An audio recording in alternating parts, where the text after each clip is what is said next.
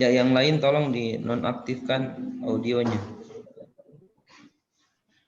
Video boleh diaktifkan kalau jaringan kuat. Kalau jaringan tidak bagus, bisa dinonaktifkan juga videonya. Tapi kalau jaringannya bagus, ya saya harap bisa diaktifkan. Oke, pada hari ini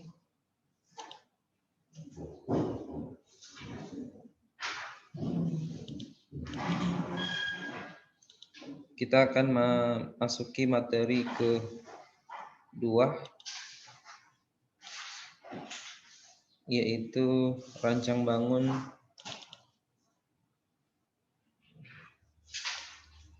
ekonomi Islam.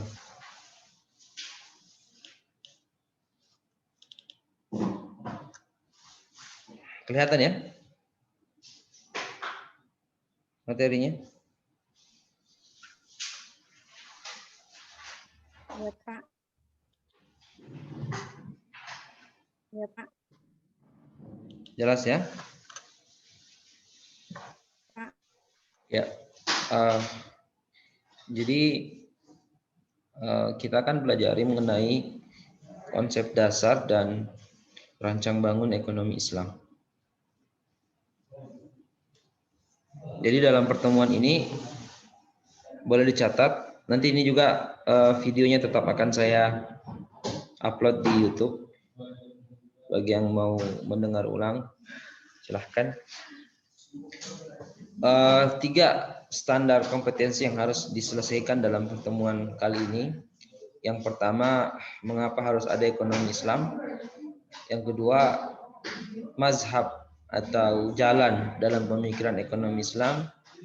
Yang ketiga, teori, prinsip, dan perilaku ekonomi Islam. Yang pertama, mengapa harus ada ekonomi Islam? Ya. Alasan yang pertama mengapa kita mempelajari ekonomi Islam ini perlu dipahami sebenarnya ya. Ekonomi Islam itu sebenarnya sejak lama. Ya, pertemuan lalu kita sudah sebutkan sejak Nabi Muhammad, kemudian khalifah selanjutnya dan dinasti Abbasiyah sampai negara Turki yang berakhir di 1942, itu praktek 1924 ya, itu praktek ekonomi Islam telah dilakukan. Ya, dan di masa kejayaan umat Islam, ya, di masa kejayaan umat Islam, ekonomi Islam itu Islam telah menguasai 2/3 dunia, dan itu tentu dengan menerapkan sistem ekonomi Islam. Hanya memang ketika Islam itu mulai peradaban Barat mulai berkembang, ya Islam mulai. Suara saya jelas ya? Jelas? Ya, Pak. Jelas. Jelas, Pak. Ya. Jelas, Pak. Ya, Pak. Ya, ketika Jelas, Pak. tahun 1600-an atau beberapa abad ketika Islam menguasai dunia, peradaban Barat muncul. Dalam sejarah kita lihat ekonomi Islam itu bahkan Islam sendiri pun mulai merosot atau kemudian dikenal dengan zaman kegelapan, dan zaman itu adalah zaman keemasan di Barat atau di ekonomi, kalau dalam ekonomi pemikiran ekonomi konvensional. Nah, kalau kita belajar ekonomi mikro konvensional, bukan dalam ekonomi mikro Islam, ketika kita diajarkan tentang ekonomi, teori-teori ekonomi, itu mereka baru menuliskan sejarah sejak tahun 1600-an. Ya, 1600 itu baru ada teori-teori ekonomi Barat. Seolah-olah ya mereka melupakan bahwa pemikiran ekonomi dan bahkan praktik ekonomi itu telah dilakukan ya sejak 1400 tahun yang lalu dalam Islam dan mencapai kejayaan yang luar biasa. Ya, namun selalu saya sampaikan bahwa konvensional atau yang hari ini kalau kalian kuliah di ilmu ekonomi konvensional, misalnya di UHO atau di Fakultas Ekonomi dan Bisnis yang konvensional, itu kita tidak akan diajarkan dengan sistem ekonomi Islam. Kita diajarkan bahwa sejarah itu dimulai tahun 1600-an. Ya, bahkan kalau kita mau jujur sebenarnya teori-teori yang dikembangkan atau yang disampaikan oleh tokoh-tokoh ekonomi barat, ya misalnya Pak Adam Smith dan lain-lain dan kawan-kawan lainnya, itu kebanyakan kalau kita mau jujur hampir sama dengan teori-teori ekonomi Islam yang sudah kami sampaikan pada pertemuan yang lalu. Ya mungkin ya kalau kita bisa katakan mungkin meniru teori-teori dan konsep ekonomi Islam. Nah, ekonomi Islam hari ini mulai bangkit lagi, mulai dikembangkan lagi karena ekonomi konvensional, ekonomi barat dirasa banyak masalah-masalah yang dihadapi. Ya, ekonomi makin hari makin abstrak, makin kacau, makin tidak jelas arahnya dan semua makin kebingungan dengan konsep-konsep ekonomi konvensional yang ada. Makanya di tahun-tahun abad ke-20 sampai hari ini perkembangan ekonomi Islam itu mulai besar. Ya bahkan dulu Inggris yang hari ini kalau kita lihat ada beberapa wali kotanya itu sudah beragama Muslim, itu pernah suatu saat kurang lebih awal tahun 2000-an itu datang ke Indonesia untuk belajar sistem perbankan Islam. Jadi mereka belajar bagaimana model pengelolaan perbankan Islam. Dan Inggris ya, bertekad ingin menjadi pusat halal dunia. Ya, sementara kita yang mayoritas Muslim ya juga punya tekad yang sama, tetapi masih jauh dari harapan-harapan itu. Nah, itu pengantar saja. Mengapa kita belajar ekonomi Islam? Yang pertama, ekonomi Barat berlandaskan pada model-model yang keliru. Ada prediksi yang salah. Ya, jadi nantilah kita sampaikan pada pembelajaran ekonomi makro. Kita akan jelaskan sejarah-sejarah pemikiran ekonomi konvensional selalu saling istilahnya teori itu tidak kekal ya, teori itu setelah beberapa tahun biasanya sampai 50 sampai 100 tahun itu akan keliru ya dan akan digantikan oleh teori baru. Nah, itulah karena itu pemikiran manusia. Berbeda dengan ekonomi Islam, karena dia adalah bersumber dari Al-Quran dan hadis Nabi SAW, maka kita yakini dan tentu pada praktiknya dia akan bertahan hingga akhir zaman. Jadi model-model ekonomi Barat ini keliru. Pertama, prediksi salah. Ya. Banyak yang memprediksi perekonomian akan bangkit, akan pesat seperti di Indonesia misalnya. Nah, ternyata tahun 1998 prediksi tersebut salah. Ya, kita terkena krisis moneter. Atau di Amerika juga misalnya di awal-awal tahun 2000-an juga pernah terjadi krisis besar karena kredit rumah yang macet. Ya, padahal diharapkan ekonomi Amerika itu pesat sekali. Nah, perlu kita ketahui bahwa Amerika yang sekarang mungkin negara dikdaya itu ternyata utangnya jauh lebih besar ketimbang negara kita, negara Indonesia. Walaupun nanti pembahasannya di makro ya yang lebih spesifik menjelaskan tentang itu. Kemudian obat ekonomi ya malah tambah sakit. Ya, kita ingat tahun 1998 mungkin kalian masih baru lahir atau ada juga belum lahir mungkin ya. Kita kemudian diberikan sumbangan atau pinjaman dari IMF, dari Bank Dunia. Ternyata ekonomi kita sampai sekarang tambah parah, ya tambah sakit. Ya dulu $1 kurang lebih Rp3.000, di zaman Soeharto 2.000 malah ya pernah naik sampai 21.000 dan normal kembali setelah krisis 98 itu sekitar Rp8.000. Ya tapi sampai hari ini dolar itu dirupiahkan sampai 13.000 dan mainnya di 15.000. Artinya obat ekonominya tambah parah, ya bukan mengobati tapi tambah parah. Utang kita misalnya, utang di zaman Soeharto itu lebih sekitar 1.000 triliun, ya enggak sampai 1.000 triliun malah. Ya namun di zaman sekarang yang dikatakan dengan banyaknya apa namanya bantuan-bantuan luar negeri dan pinjaman-pinjaman luar negeri, utang kita malah tambah besar. Ya, sekarang utang kita tercatat 6.000 triliun, 6.200 triliun. Ya, itu banyak sekali. Ya, walaupun dikatakan masih beberapa persen dari pendapatan domestik bruto, tapi itu pembahasannya lain lagi. Nanti kita akan bahas di ekonomi makro di mata kuliah yang lain.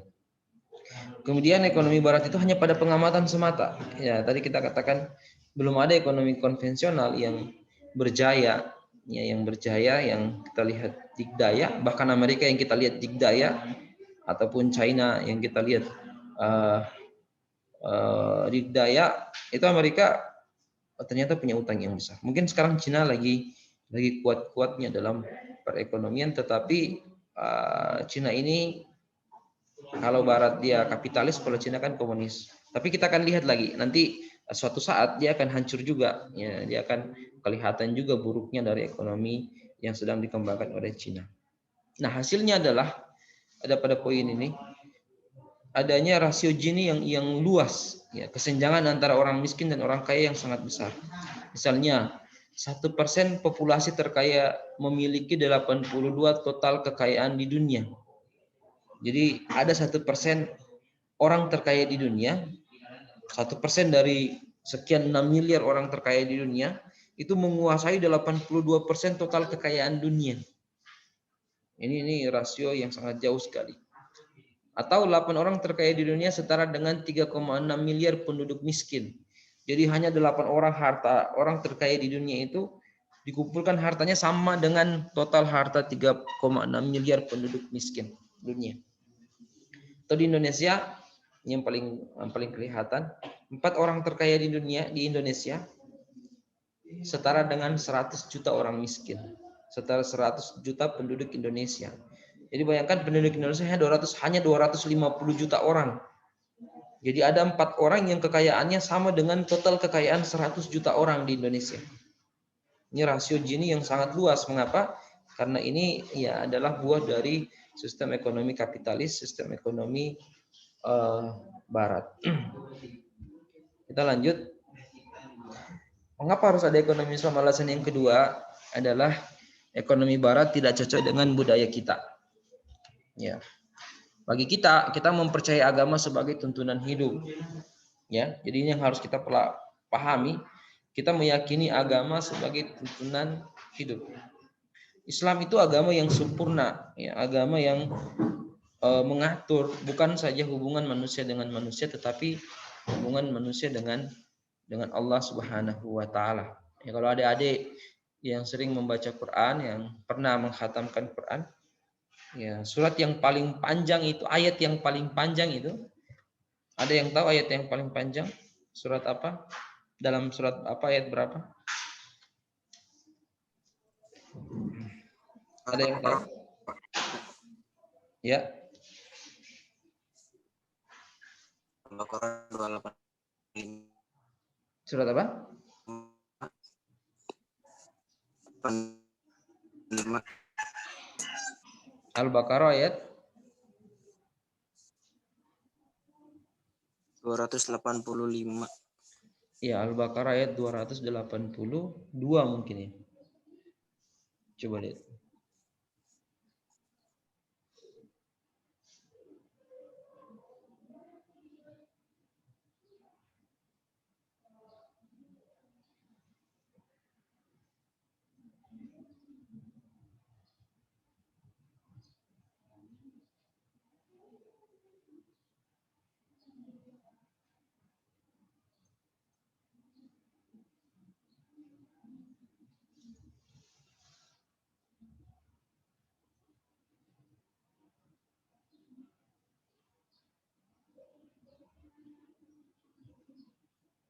Ya, Al-Baqarah ayat 282. 282. Coba kalau ada yang bisa buka Qur'annya masing-masing, ya. Buktikan ini bahwa Itu satu halaman penuh, itu satu ayat. Yang satu halaman penuh satu ayat. Kalau ada yang, dan mudah-mudahan ini anak-anak, adik-adik semua bisa kembali pada Quran, karena ini sudah mau Ramadan juga ini. Jadi targetkan setiap kita bisa menghatamkan minimal satu mushaf, satu Quran selama Ramadan. Ya, coba perhatikan itu surat Al-Baqarah ayat 282. Ya ayyuhalladzina amanu idza tadayantum bidainin ila ajalin musamma faktubu. Jadi dan selanjutnya, hai orang-orang yang beriman, apabila kamu bermuamalah tidak secara tunai untuk waktu yang tentukan, maka kamu hendaknya menuliskannya. Jadi ayat paling panjang ini isinya bukan tauhid, isinya bukan sejarah, isinya bukan akidah, isinya bukan politik, tapi isinya adalah ayat tentang ekonomi. Ini akuntansi, ya. Catat mencatat. Kalau jual beli catat. Ya, bagaimana cara catatnya? Kalau laki-laki 2 orang cukup jadi saksi. Kalau tidak ada 2 orang maka 1 laki-laki dan 2 perempuan. Ya, siapa yang membacakan, siapa yang mendiktekan, siapa yang menulis, itu lengkap semua dijelaskan dalam ayat ini. Ayat yang paling panjang ini. Ya, dalam Al-Quran. 1 halaman penuh, nanti diperhatikan dan dilihat baik-baik. Bahwa ternyata dalam Al-Quran, ini saking Allah Subhanahu wa Ta'ala juga menyempurnakan agama ini dengan urusan-urusan dunia, dengan urusan-urusan ekonomi. Ayat yang paling panjang adalah berkaitan dengan ekonomi. Nah, ini juga sekaligus tugas hafalan yang mau saya kasih untuk nanti di store pada saat UTS. Ya, UTS kita tugas hafalan. Jadi yang dihafal itu surat Al-Baqarah ayat 275 sampai 281. Ya 282 enggak usah nih. Yang panjang tadi enggak usah. Itu tentang akuntansi. Yang dihafal adalah Al-Baqarah 275 sampai 281. Ya. Nanti di store pada saat UTS, mungkin sampai setelah Lebaran, setelah Ramadan lah. Jadi Ramadan ini menghafal itu saja. Ya, tugasnya untuk UTS. Paham ya? Surat Al-Baqarah 275 sampai 281. Ada kurang lebih 6 ayat, 7 ayat. Semua itu tentang ekonomi. Di situ tentang riba. Ya, riba dan jual beli. Jadi dia tentang ekonomi mikro pada penerapan riba dalam kehidupan pribadi. Oke, saya lanjutkan. Kita mempercayai agama sebagai tuntunan hidup. Kalau dalam ekonomi liberal, ekonomi kapitalis, sebenarnya dulu ketika Islam itu kemudian tumbang atau mundur tahun 1000 Masehi, 1000 Miladiah ke atas, itu peradaban Barat sebenarnya juga dilandasi oleh agama Katolik dan Protestan. Hanya ada satu kejadian bagaimana mereka mensekulerkan itu. Jadi mereka, orang-orang pemikir-pemikir Barat itu melepaskan antara kehidupan dunia dan kehidupan keagamaan. Jadi agama biarkan dia di gereja, kata mereka pada saat itu, dan urusan-urusan dunia itu urusan negara. Jadi terpisah. Jadi nilainya sudah pada sistem bebas nilai, positivisme. Tidak ada muatan-muatan agama di dalamnya. Nah, ini yang berbeda, ya, berbeda dengan ekonomi Islam. Bahkan negara kita, Indonesia, itu sadar tidak sadar, itu adalah negara agama dan negara beragama. Ya, walaupun bukan negara Islam, tetapi dalam bangunan-bangunan konteks ekonominya saja. Ya, kalau ada adik-adik yang masih hafal pasal 33 ayat 3. Ya, jadi Undang-Undang Dasar 45 itu PPKI yang buat. PPKI itu 5-6 orang dari 10 anggota PPKI itu adalah ulama, adalah orang-orang yang paham tentang agama. Maka kita lihat Undang-Undang Dasar 45 itu hampir kebanyakan adalah masuk dalam nilai-nilai Islam. Ini kelihatan sebenarnya, ya, dalam proklamasi kan atas berkat rahmat Allah yang Maha Kuasa. Nanti baru Pancasilanya, baru ketuhanan yang Maha Esa. Jadi Allah itu sebenarnya tetap ada walaupun kemudian digeneralisir dalam Pancasila, ketuhanan yang Maha Esa. Atau misalnya pasal 33 ayat 3, bumi, air, dan kekayaan alam yang terkandung di dalamnya dikuasai oleh negara dan dipergunakan untuk sebesar-besarnya pada kemakmuran rakyat. Ini sebenarnya senar dengan hadis Nabi SAW, "An-nas syarikatun min salasah." Manusia itu berserikat. Berserikat ini maksudnya memiliki bersama. Tidak boleh dijadikan kepemilikan pribadi. Ya, bumi, air, dan kekayaan alam yang terkandung di dalamnya. Dalam hadis tadi dikatakan air, rumput, dan api. Ya, ini air ya pasti sama dengan tadi, bumi, air, dan kekayaan alam. Kemudian api itu adalah yang dimaksud adalah barang tambang dan barang-barang lain yang bisa menghasilkan mineral-mineral lain yang bisa menghasilkan bahan bakar dan lain-lain. Jadi konsep-konsep ekonomi Islam sebenarnya sudah masuk dalam sistem ekonomi yang diterapkan di Indonesia. Ya, kemudian ekonomi Barat terlalu menyederhanakan masalah. Ya. Kemudian mengapa tidak sesuai dengan budaya kita? Ekonomi Barat atau ekonomi kapitalis menjadikan manusia selfish, manusia yang memikirkan dirinya sendiri. Ini akan terbalik nanti dengan konsep ekonomi sosial dan konsep ekonomi Islam yang berbeda. Saya lanjut, kritik terhadap ekonomi Barat. Ini dicatat saja, ada buku-buku yang ditulis oleh ilmuwan ekonom Barat sendiri yang mengkritik tentang ekonomi kapitalis dan ekonomi Barat pada umumnya. Ya, contoh Daniel Hossman dan Michael McPherson dalam tahun 1996. Ya, bukunya Economic Analysis and Moral Philosophy. Dan ini mengkritik habis tentang moral dalam ekonomi kapitalis. Ya, Keynes Boulding 1968, John Broome 1999, dan lain-lain. Ya, banyak. Kemudian ekonom-ekonom Barat juga mengkritisi ekonomi konvensional atau ekonomi sekuler yang diterapkan di negara-negara kapitalis. Nah, dalam ekonomi Islam ada 3 perbedaan sudut pandang. Kita masuk sekarang pada merancang bangun ekonomi Islam. Dalam ekonomi Islam ada minimal 3 pemikiran ekonomi Islam. Yang pertama mazhab Bakir As-Sadr, yang kedua mazhab mainstream, dan yang ketiga mazhab alternatif kritis. Apa persamaan dan perbedaannya? Ya, kita akan bahas. Pertama, mazhab Bakir As-Sadr.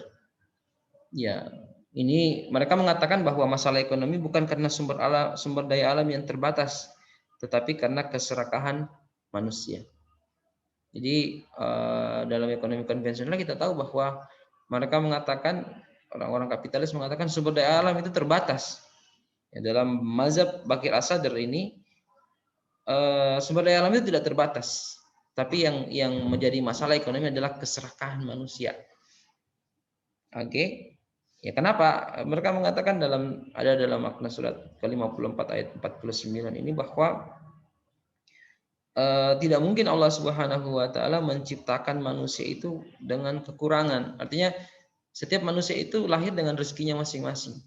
Dan manusia itu tidak akan mati sampai rezeki atau nikmat atau rezeki yang telah diberikan kepadanya dia dapat semua. Ini yang harus kita pahami ini. Ya. Rezeki manusia itu pasti, ya, dan tidak akan pernah mati manusia sebelum rezeki yang ditentukan olehnya habis dia makan, habis dia konsumsi. Ya, persoalan halal haramnya itu adalah pilihan kita, bagaimana kita mengambil itu. Nah, kemudian mazhab Bakir As-Sadr ini mereka mempertentangkan antara ekonomi dan Islam. Ya, mereka mengatakan bahwa ekonomi tidak bisa disatukan dengan Islam. Istilah ekonomi itu salah, diganti dengan iktisad. Ya, maka mereka mengatakan bahwa istilah ekonomi itu harus diganti dengan iktisad. Ya. Jadi bagi mereka semua teori yang dikembangkan oleh ekonomi dibuang. Jadi Bakir As-Sadr ini di tokoh-tokohnya banyak dari Iran. Ya, mereka kemudian menganggap bahwa harusnya ekonomi konvensional ini dibuang semua, baru kita menyusun teori ekonomi baru. Ya, tokohnya adalah Abbas Mirakor Bakir Al-Ahsani. Ini kebanyakan dari orang-orang Iran.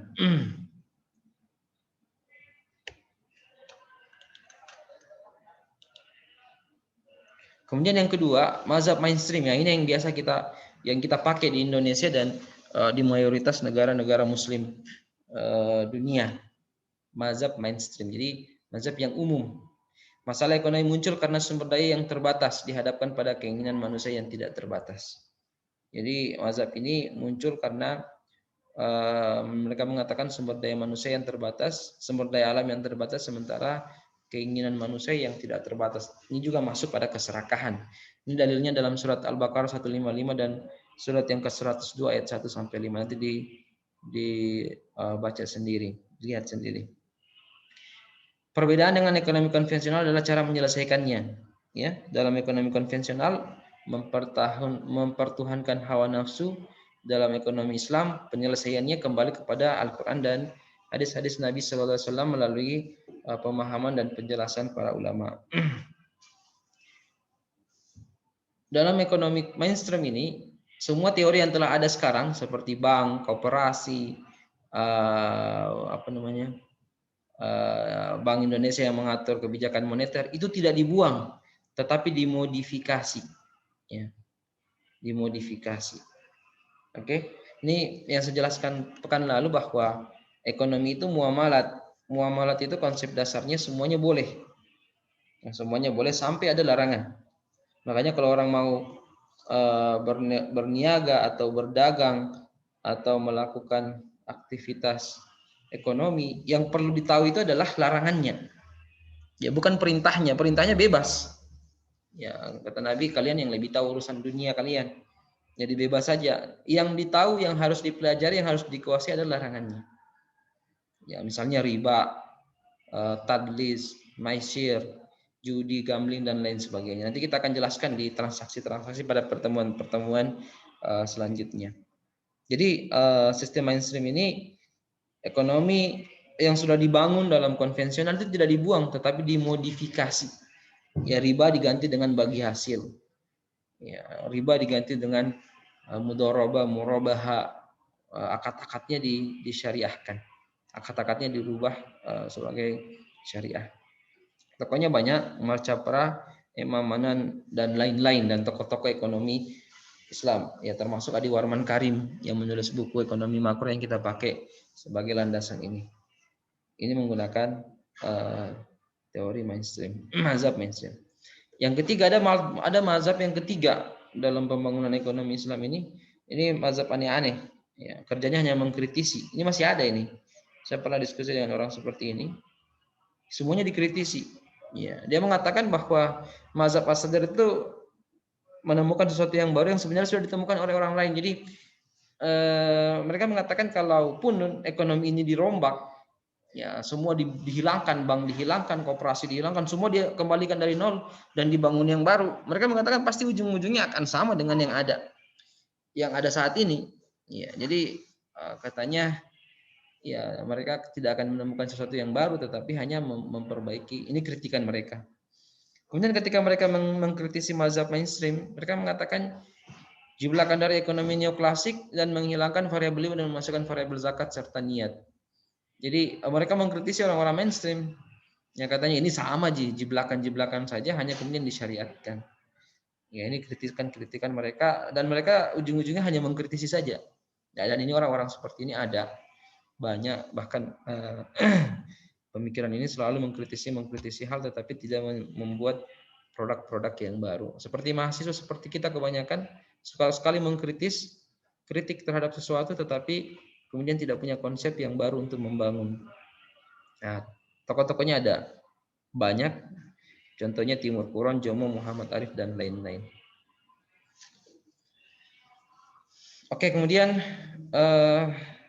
teori ekonomi Islam. Ya, ini harus diperhatikan baik-baik. Teori ekonomi Islam itu dibangun oleh 4 atau 5 ini. Ya, pertama tauhid, kemudian adil, nubuwah, khilafah, dan ma'ad. Tauhid itu meyakini bahwa Allah pemilik yang mutlak. Allah tempat menyembah, tempat meminta tolong. Iyyaka na'budu wa iyyaka nasta'in. Ya, tempat meminta dan tempat menyembah dan tempat meminta tolong. Ya. Kita bertanggung jawab kepada Allah terhadap apa yang semua yang kita kerjakan. Jadi apa-apa yang kita lakukan di dunia ini akan dipertanggungjawabkan di hadapan Allah nanti. Ini teori dasar yang menjadi landasan utama seorang pelaku ekonomi Islam. Ya, tauhid. Ya, Allah yang memiliki semuanya. Kayak konsep rizki misalnya. Rizki itu tidak akan pernah habis sampai manusia meninggal. Jadi jangan pernah ragu. Ya, sampai kita tidak akan meninggal sebelum rezeki yang ditentukan oleh kita habis. Ya, kita tidak akan meninggal sebelum bagi yang ditentukan jodohnya tidak akan meninggal sebelum dia menikah atau dia tidak akan meninggal sebelum dia sarjana misalnya kalau dia sudah ditetapkan sebagai seorang sarjana misalnya. Itu rezeki, itu konsep. Nah, tinggal bagaimana caranya? Ya, kita mau mendapatkan dengan cara yang halal atau cara yang haram itu pilihan manusia. Ya, terkadang kita cepat kemudian mengambil hal yang haram, padahal sebenarnya kalau kita bersabar kita akan dapatkan rezeki itu dengan cara yang halal. Ini tauhid, konsep yang harus betul-betul diyakini oleh setiap muslim. Kemudian adil. Konsep teori ekonomi Islam harus adil. Kapitalis, you get what you deserve. Kamu akan mendapatkan apa yang kamu cari, apa yang kamu usahakan. Ya, kalau dalam ini 3 dasar ideologi. Kalau sosialisme dia kepemilikan pribadi itu tidak diakui. Ya, sehingga banyak orang-orang sosialis itu kayak di Cina sana atau di negara-negara komunis, negara-negara sosialis, itu kepemilikan negara tidak diakui.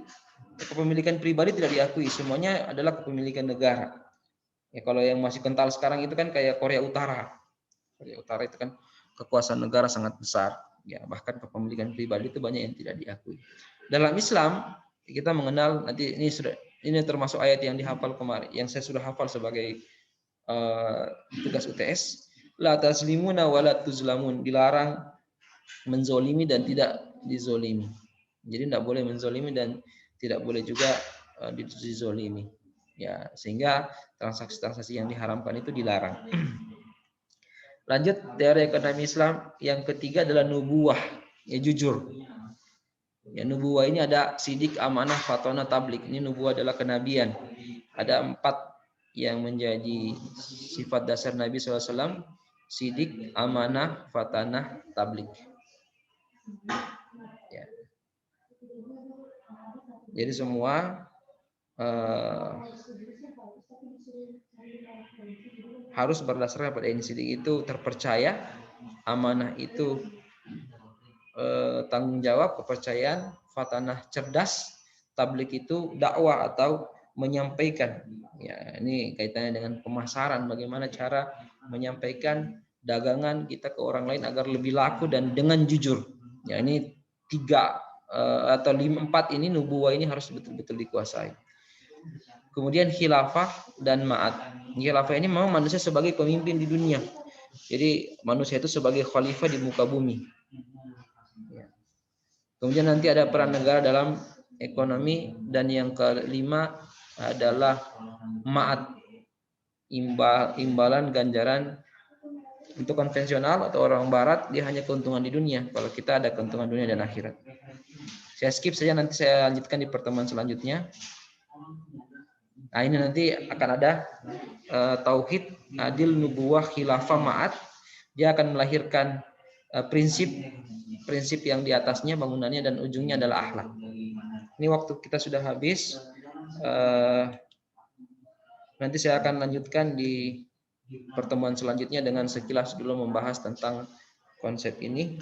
Saya tutup karena ini sebelum selesai. Assalamualaikum warahmatullahi wabarakatuh. Nanti pertanyaan di pertemuan selanjutnya.